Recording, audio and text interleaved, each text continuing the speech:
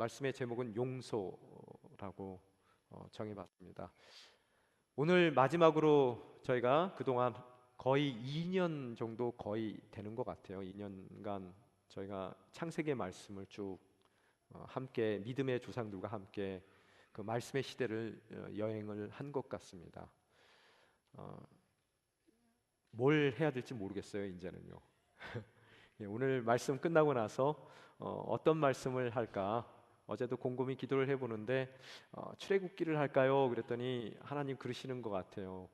지금까지 창세기 거의 1년 반 2년을 했는데 또 출애굽기 하면은 이 청중들을 위한 배려가 아니지 않겠는가 그러시더라고요. 그래서 신약을 할까요? 신약은 어디를 할까요? 하나님께 여쭤봤더니 사도행전 어떠냐고 그러시는 것 같아요. 네, 사도행전은 또 깁니다. 그래서 저희가 한번 시작하면은 한 2, 3년을 해야 될 것 같은데 이게 힘든 여정이 아닐까요? 라고 기도를 계속했어요. 그래서 아직까지 undecided고요. 그래서 다음 주 내내 저희가 기도를 하면서 이제 무슨 말씀으로 또 저희가 다음 한 2년을 보낼까 여러분 함께 중보해 주시면 감사하겠습니다. 근데 오늘 이 말씀을 읽으면서 어젯밤에 하나님께서 뭔가 이렇게 그림을 이미지를 보여주시는 것 같았어요.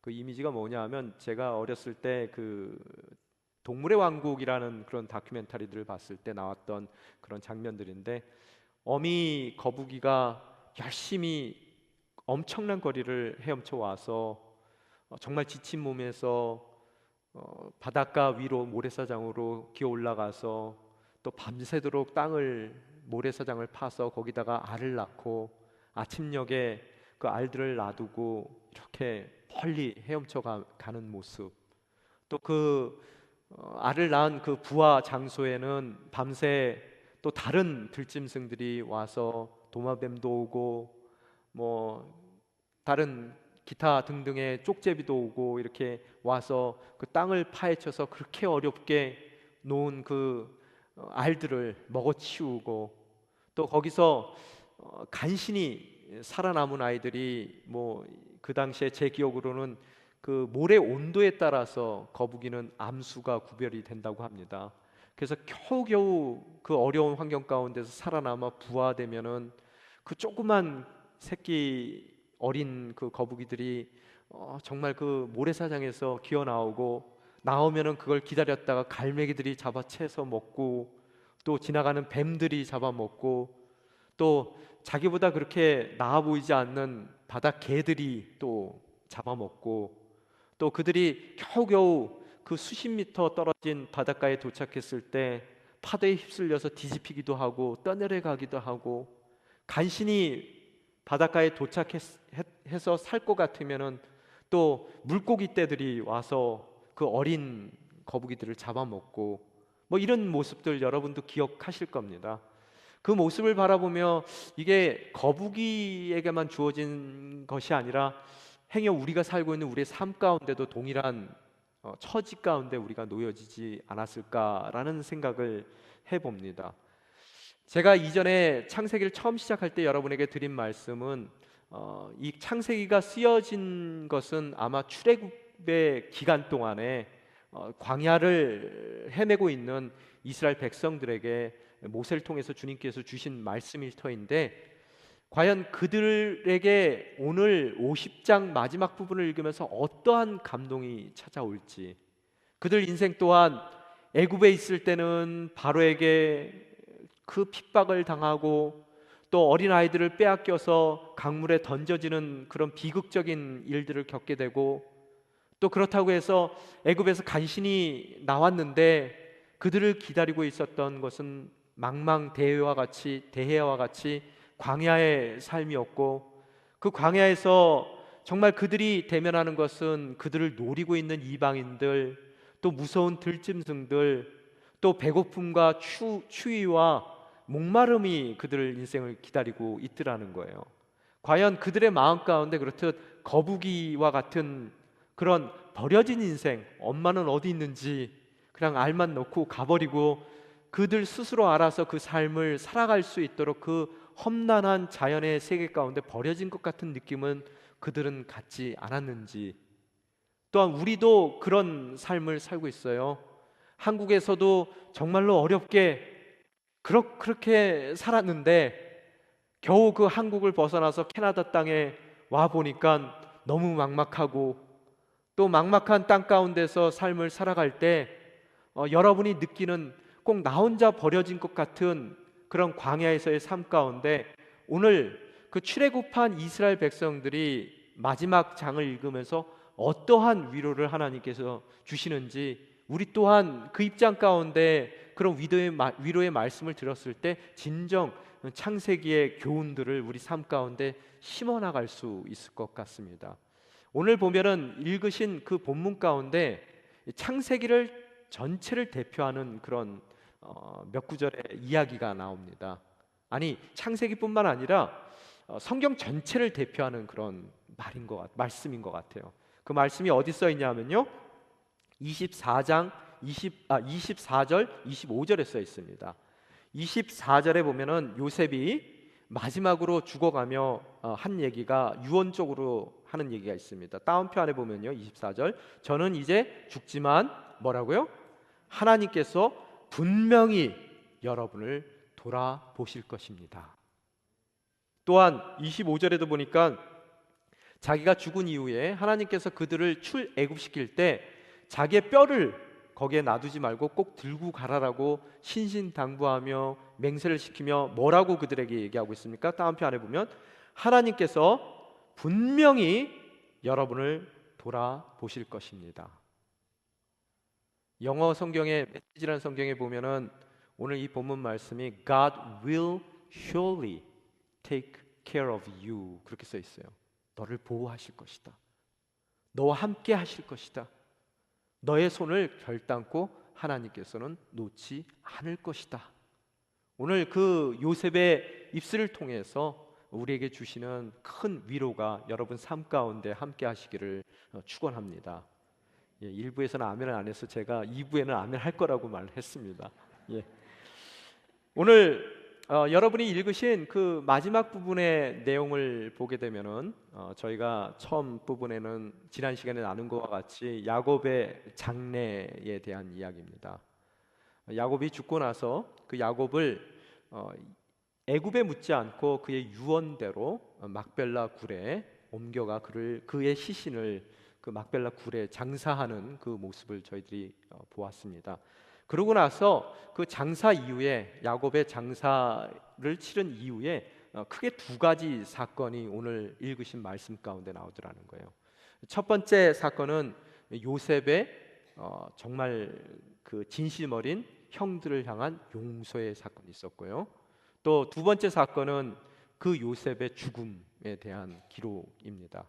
오늘 그 용서에 대해서 먼저 저희들이 살펴보길 원하는데요, 15절서부터 저희들이 다시 한번 읽어보겠습니다. 15절 한번 같이 읽겠습니다. 시작. 요셉의 형제들이 아버지의 죽음을 보고 말했습니다. 혹시 요셉이 우리에게 원한을 품고 우리가 그에게 했던 모든 잘못에 대해 안갚음을 하면 어떡하지?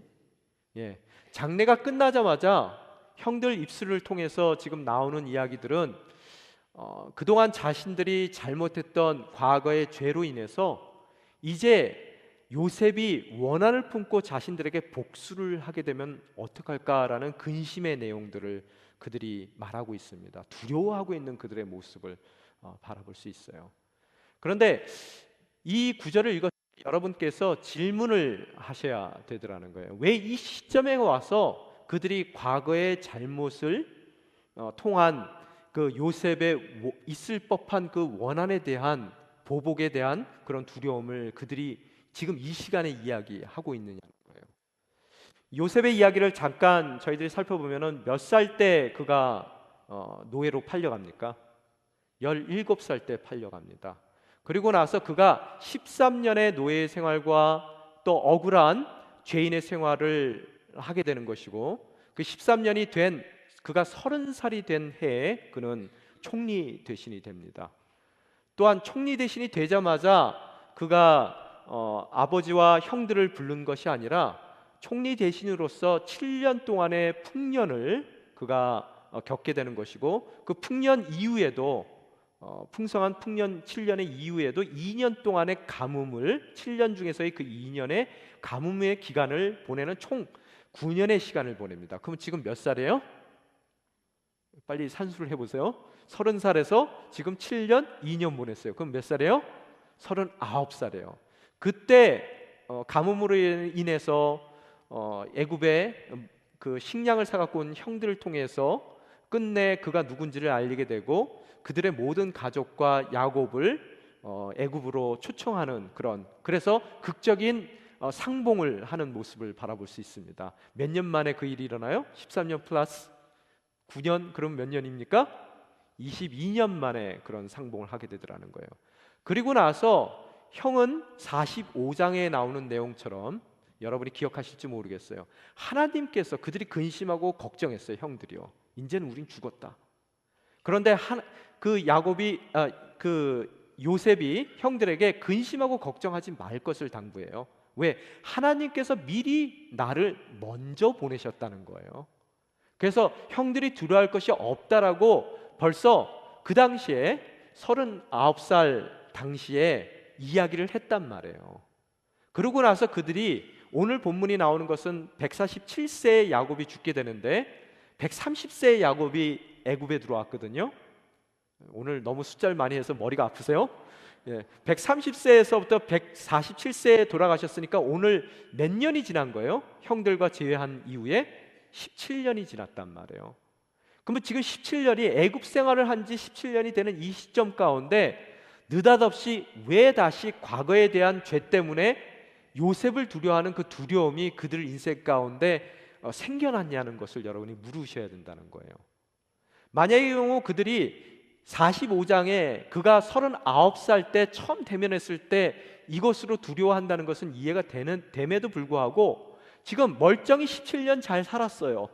그 다음에 아버지가 돌아가신 이후에 이 시점에 와서 왜 갑자기 그 17년 전에 있었던 두려움이 다시 발동이 일어나서 그들을 정말 불안하게 만들고 걱정하게 만드는가를 여러분이 바라보실 수 있어야 되더라는 거예요. 왜 그럴까요?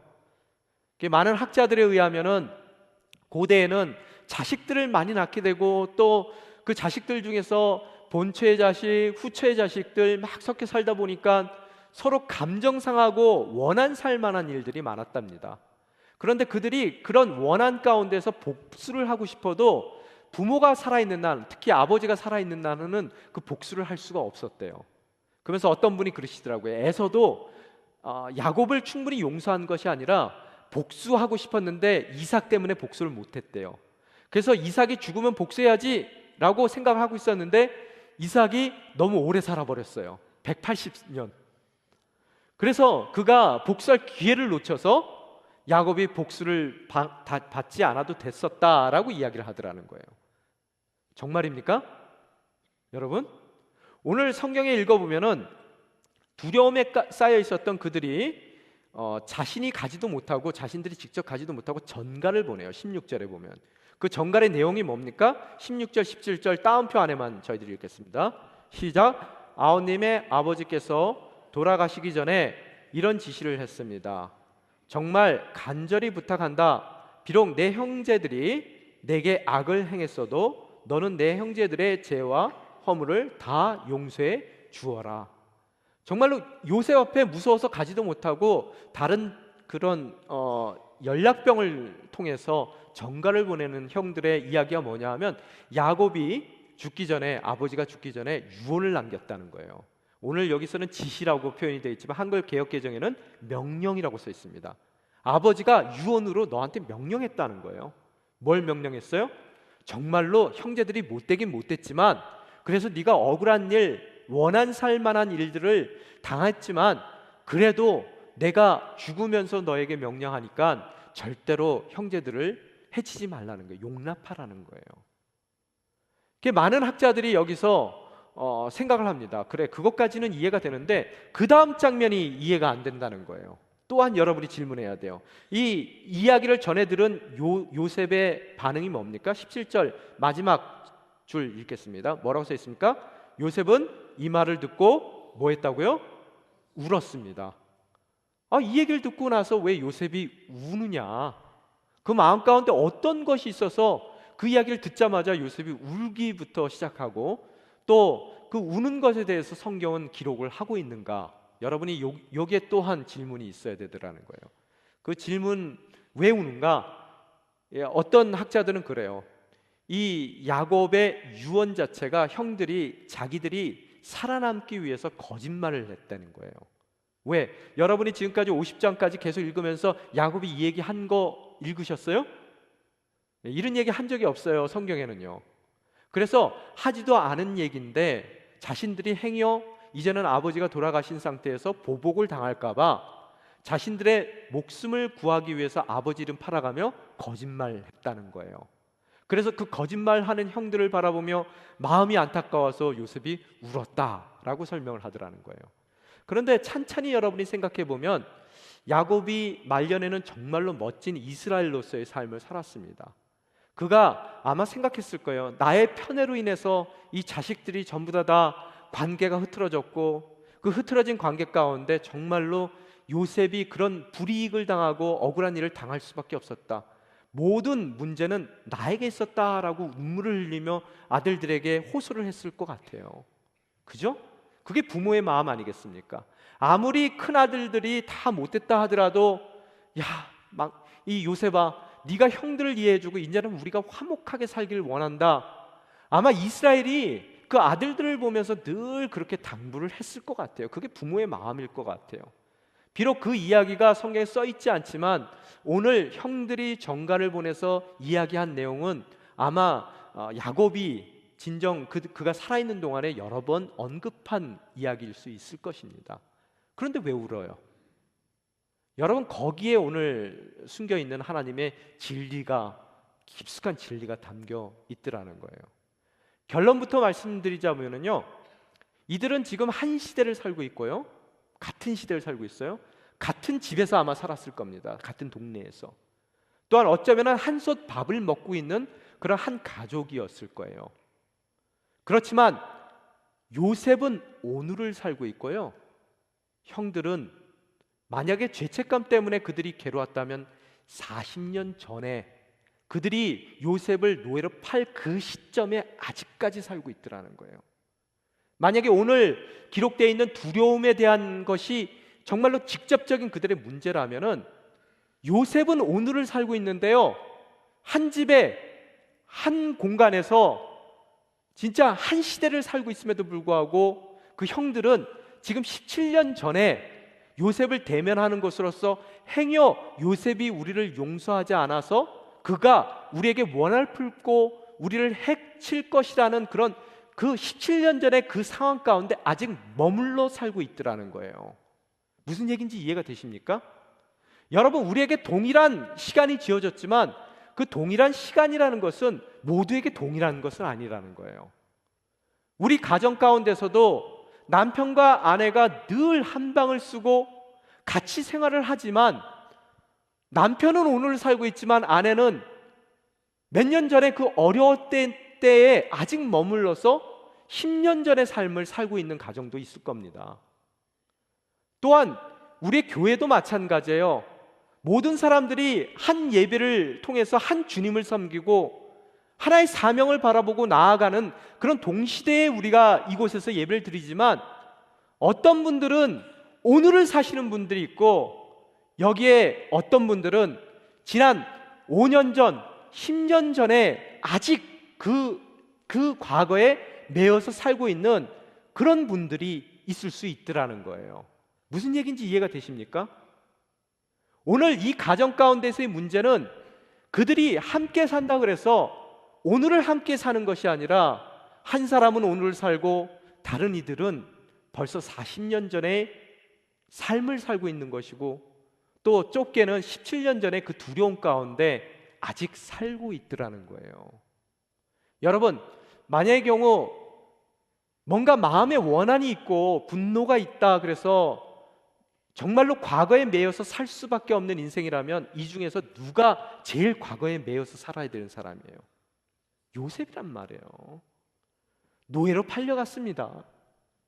또 거기서 억울하게 죄인으로 그 감옥에 갇히는 수모를 겪어야 됐던 삶이에요. 원망하고자 하면은 이 사람보다 원망할 사람이 없습니다. 더 원망할 사람이. 아마 형들을 1차적으로 원망했을 수도 있고요. 또 더 나아가서 그런 일이 벌어지도록 편애했던 아버지를 원망하고 살 수도 있었어요.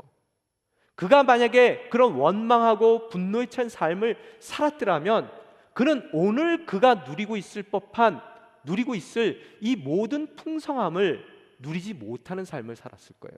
과연 그에게 인생의 미래에 대한 어떠한 희망이나 소망이 있는 삶을 살았을까에 대해서 여러분이 질문해 보셔야 되더라는 거예요. 그는 45장에 보면 다 이미 용서했어요. 이미 그는 노예 생활을 하는 그 순간에 모든 것을 용서했기 때문에 그 과거에 붙들리지 않고 현재를 충실히 살아냈고, 그 현재를 사는 그의 형통한 자의 삶을 통해서 그는 미래를 향한 그의 발걸음을 옮겨올 수 있었다는 것을 여러분이 발견할 수 있어야 되더라는 거예요. 오늘 형들의 모습을 바라봅시다. 형들은 어땠어요? 이미 17년 전에 용서받았습니다. 그러나 생각했어요. 아버지가 죽으면 우리도 끝이다. 어떻게 그런 일을 당하고 요셉이 우리를 용서할 수 있겠느냐? 그러면서 17년 동안에 애굽에서 가장 호화롭게 살았을 거예요. 모든 풍성함이 다 주어졌을 겁니다. 요셉이 얼마나 자랐겠어요. 정말로 멋진 집에서, 정말로 남들보다 더 멋진 음식과 그 인생에 진짜 요셉이 부어줄 수 있는 모든 풍성함을 누렸음에도 불구하고 그들은 어때요? 늘 바늘 방석에 앉아있는 것 같은 두려움과 또 걱정과 근심 가운데 허락된 풍성함을 단 하루도 못 누리고 그 17년을 살았을 거라는 거예요. 이해가 되십니까? 요셉이 그 풍성함을 누릴 수 있었던 이유는 바로 용서예요. 이 형들의 이렇듯 17년의 모든 풍성함을 허락받았음에도 불구하고 그들이 바늘반석에서 근심하며 걱정하며 두려움 가운데 사는 바로 그 이유는 아직 용서를 받았음에도 불구하고 그 받은 용서를 그들 삶 가운데 실현시키지 못하는 과거에 묶여있는 삶을 살았기에 그들은 그토록 모든 것이 주어졌음에도 불구하고 모든 것을 잃은 사람들 같은 17년을 그들이 살았더라는 거예요. 바로 그것이 마음 아팠어요. 그래서 요셉은 웁니다. 여러분 인생은 어떻습니까? 남편이 아내를 이미 용서했어요. 그런데 아내는 아직까지 17년 전에 그 삶 가운데 갇혀 있습니다. 남편이 아무리 잘해줘도 그 아내는 모든 과거의 그런 두려움과 걱정과 불안 가운데서 그 누릴 수 있는 오늘을 다 잃게 되는 것이고요. 또한 과거에 갇힌 그 아내는 결단코 미래를 향해서 단 한 발자국도 나가지 못하는 그런 비참한 삶을 살게 되더라는 거예요. 주님께서 모든 것을 다 용서했음에도 불구하고 그 용서를 45장에 해주셨는데 17년이 지난 이 시절까지도 용서 안 해주실 거야. 그 마음 가운데 나는 아직까지 17년 전 가운데 그 모든 죄의 굴레에 갇혀서 오늘 모든 풍성함을 하나님께서 내 삶 가운데 허락해 주셨음에도 불구하고 우리들은 그 풍성함을 누리지 못하고 주셨음에도 불구하고 늘 걱정과 근심과 두려움 가운데서 우리의 삶을 낭비하고 있더라는 거예요. 예수님은 아마 그런 우리의 모습을 보시면서 우실 거예요. 오늘 바로 그 이야기를 하고 있는 겁니다.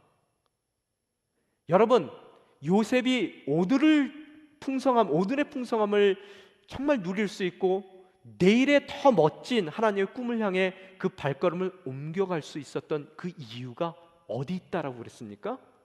바로 용서에 있더라는 거예요. 그 용서라는 그 말 자체가 도대체 뭘까?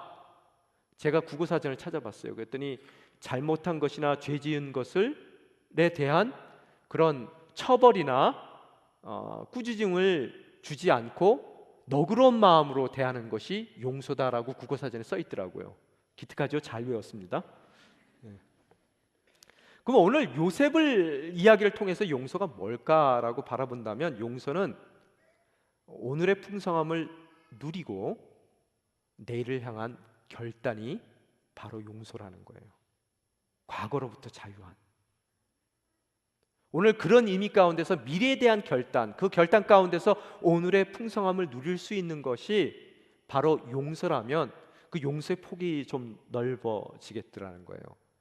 그래서 용서해야 될 사람들 입장, 요셉의 입장 가운데서는 용서, 미래에 대한 결단이 있을 때 내가 어떠한 억울함과 원한과 분노의 자리에 있다 하더라도 나는 오늘 허락된 풍성함을 누려나갈 수 있는 복된 인생을 사는 것이고, 또한 미래를 향해 나의 발걸음을 옮겨가는 그런 아름다운 하나님의 부르심에 그런 모든 언약의 성취를 이루는 삶이 될 것이고, 만약에 용서받아야 되는 입장이라면 진정 그 용서를 받았다는 것을 깨닫고 그 삶을, 그 미래를 위한 결단을 했을 때 그들 또한 더 이상 과거의 그 발목에 잡혀서 죄의식이나 40년의 죄의식이나 아니면 17년의 두려움 가운데 속해 있는 것이 아니라 이미 요셉을 통해서 주어진 풍성함을 누려가며 함께 하나님께서 주신 원대한 꿈을 이루어가는 바로 그 꿈의 주인공이 될 수 있는 것이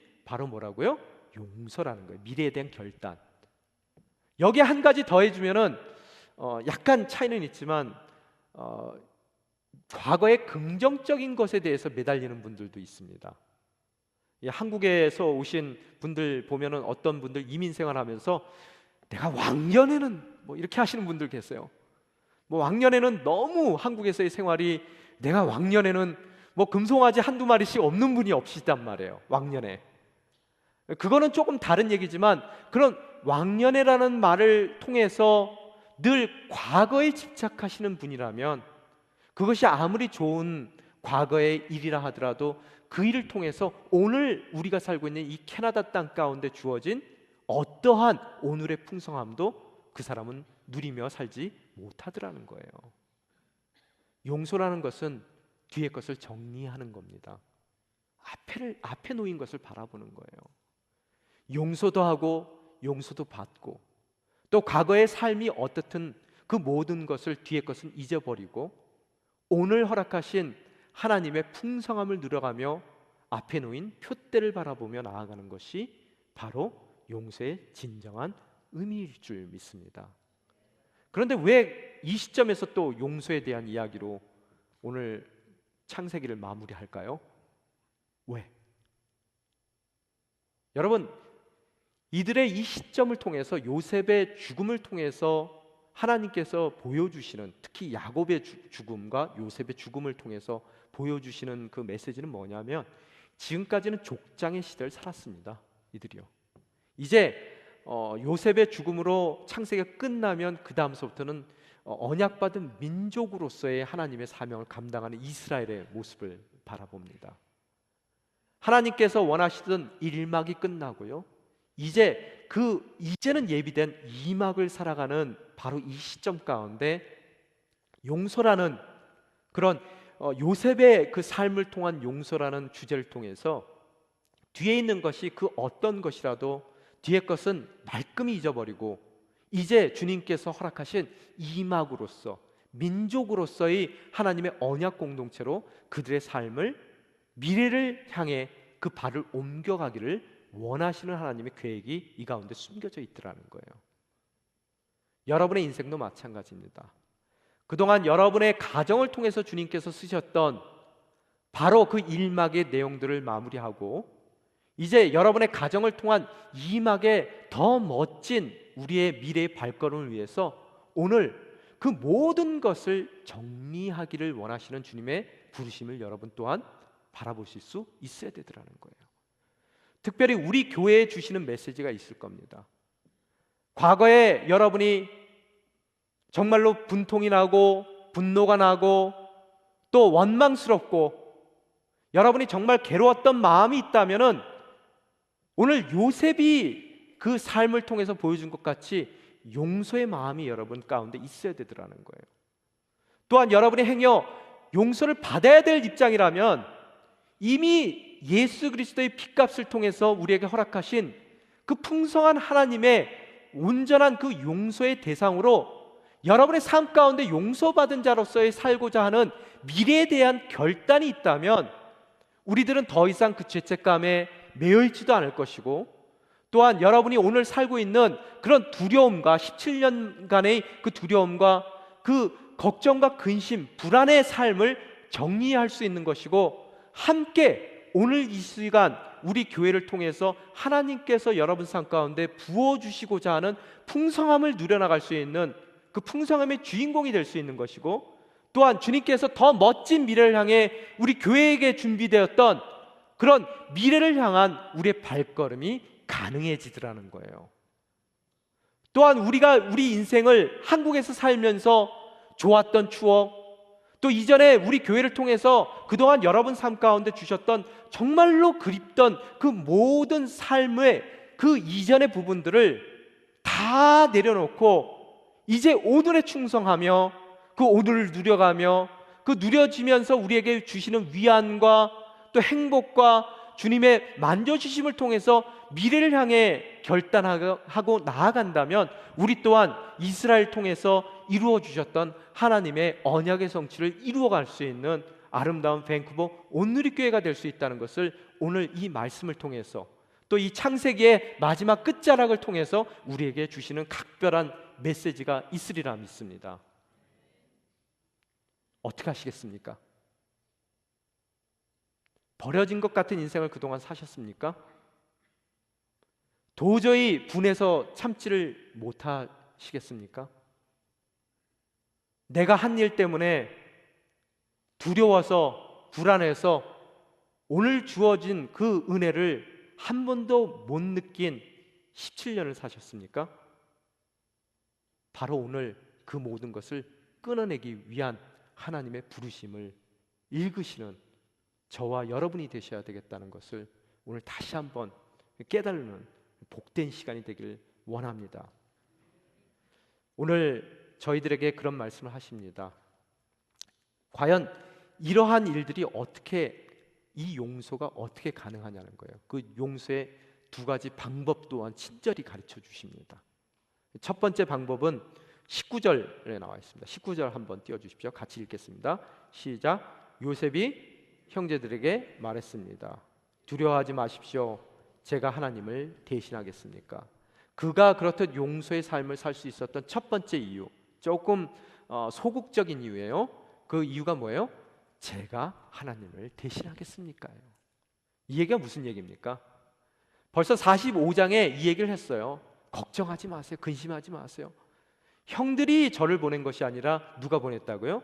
하나님께서 저를 미리 먼저 앞서 보내셨습니다 라고 이야기를 하더라는 거예요. 이 얘기는 뭐냐 하면 형들의 지금 한 그 악행을 덮자는 얘기가 아니라요, 하나님께서 만약에 그 악한 일에 대해서 보응된 삶, 그런 조치를 하신다면 그 원수 갚는 일이 나에게 주어진 일이 아니라는 거예요. 하나님이 하실 만한 일이라는 거예요. 로마서 12장 저희들이 19절 한번 읽겠습니다. 자막 띄워주시면 한 목소리 읽겠습니다. 시작. 사랑하는 형제들이여, 여러분이 스스로 원수 갚지 말고 하나님의 진노하심에 맡기십시오. 기록되기를 원수를 갚는 것이 내게 있으니 내가 갚아주겠다고 주께서 말씀하십니다. 원수 갚는 일이 누구의 일이라고요? 하나님의 일이래요. 요셉은 그걸 철저히 알았어요. 여러분, 보통 우리들의 문제는 뭐냐 하면 하나님 노릇을 하고 싶은 게 우리의 문제입니다. 내가 하나님 대신하려고 그러고요, 또 더 나아가서 하나님을 앞서가고요, 또 하나님이 결정하신 것이 잘못됐다고 생각해서 하나님의 모든 결정을 오버라이트 하고 싶은 것이 우리의 죄라는 거예요. 여러분, 하나님을 대신하고 싶습니까? 여러분에게는 그 어떠한 여러분의 분노에도 그 분노를 일으킬 만한 그 대상들과 원인들에 대한 그 복수를 할 수 있는, 원수를 갚을 수 있는 그 어떠한 권리가 없음을 성경은 클리어하게 우리에게 말씀해 주시더라는 거예요. 여러분, 이 하나님을 대신하고자 하는 것이 바로 죄라는 거예요. 여러분, 그 다시 창세기 앞으로 돌아가게 되면은 에덴의 동산에서 하나님이 다 먹어도 되는데 선악과 만들어 놓고 이거 먹지 말라 그러시죠. 그러니까 선악과를 이렇게 쳐다보는 하와에게 이 뱀이 와서 뭐라고 얘기해요? 먹지 말라는 거예요. 왜 먹지 말라 그럽니까? 행여 선악을 알게 되는 것으로서 너희들이 하나님 같이 될까봐 하나님이 먹지 말라는 거예요. 하나님의 입장에 서서 하나님 대신 우리의 삶을 살아드릴까봐 살아드리는 것이 그 하와가 원하는 것이라, 하나님을 대신해서 살 수 있는 살기를 원한다면 그 따먹으라는 것을 이야기하고 있더라는 거예요. 그래서 그 선악과의 이유는 하나님을 대신하는 거예요. 내가 하나님 자리에 앉을 수 있고요, 하나님이 하시는 거 대신 내가 하나님의 모든 일을 처리할 수 있다라고 생각한다면, 오늘 또한 여러분 또한 이 하와가 선악과를 따먹은 것 같이 오늘 또한 여러분이 에덴 동산에서 오늘 풍성함을 허락해 주시는 우리의 삶 가운데 여러분 또한 선악과를 따먹는 그런 죄를 범하게 된다는 거예요. 선악과의 결과가 뭡니까? 오늘을 주어진 모든 풍성함, 에덴 동산에서의 풍성함을 뒤로 하고 에덴 동산의 동쪽의 땅에서 그 많은 그런 가시나무에 찔리며 여러분이 땀을 흘리고 고되게 노동을 해야 먹고, 또 여러분 삶 가운데 진정 그 아기를 낳는 그런 모든 아픔의 저주가 있는 그런 풍성함이 있음에도 불구하고 저주를 받은 삶을 살 수밖에 없는 그런 삶이 여러분이 하나님을 대신하려는 삶이라는 거예요. 오늘 이해가 되십니까? 이 말씀이요. 그래서 충분히 그런 에덴의 동쪽의 삶을 살 수 있을 법한 그런 요셉이지만, 요셉은 그는 하나님을 자신이 대신하면은 안 된다는 것을 너무나 잘 알고 있었기에 모든 원수 갚는 일을 하나님께 맡기는 그의 모습을 바라볼 수 있게 되더라는 거예요. 이게 첫 번째 이유예요. 그럼 두 번째 이유는 뭘까? 20절 한번 읽겠습니다.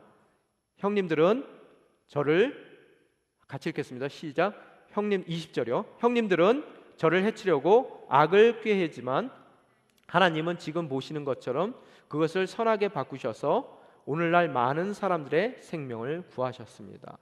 이 45절에 얘기했던 똑같은 얘기를 하고 있어요. 무슨 얘기입니까? 모든 것을 통해서 선을 이루시는 하나님이시라는 거예요. 물론 형님들이 악한 일을 했어요. 그것 때문에 저한테 큰 해를 끼쳤습니다. 제가 하나님이 아니기 때문에, 하나님을 대신할 수 없기 때문에 제가 원수 갚은 일은 저에게 허락된 일이 아닙니다 라고 얘기하지만, 또한 그런 하나님의 입장과 나의 입장을 정확하게 아는 나는 그런 멋진 하나님께서 이 모든 악한 일을 통해서 내가 상상치도 못한 그런 선한 결과를 이루어 가신다는 것을 너무나 잘 알고 있습니다. 그렇기 때문에 내가 형들을 미워할 이유가 없습니다라는 이야기를 하더라는 거예요.